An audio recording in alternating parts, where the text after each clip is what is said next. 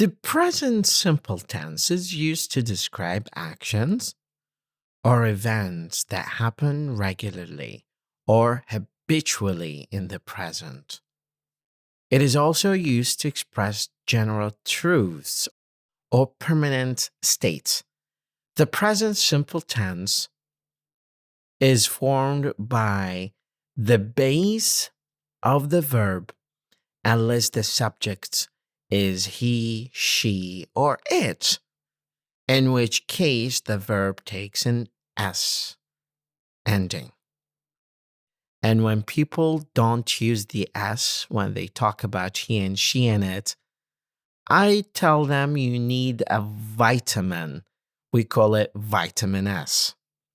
Let's take examples here. People speak Arabic in Iraq. Cars honk in the busy streets of Baghdad.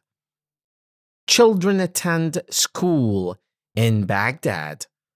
Vendors sell their goods in the market in Baghdad. People pray at the mosque in Basra. The heat is intense in Iraq during the summer.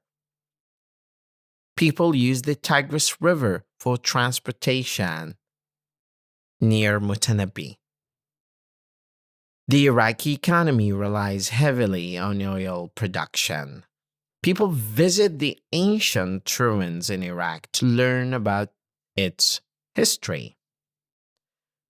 The sun rises in the east. Birds fly in the sky. Children play in the park. Teachers teach in schools.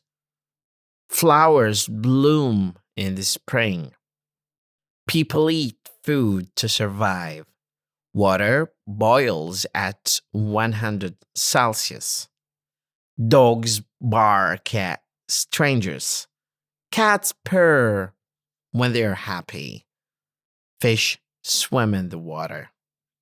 The present simple tense is the most common tense in English because it's used to describe actions that are repeated, habits, or general truths.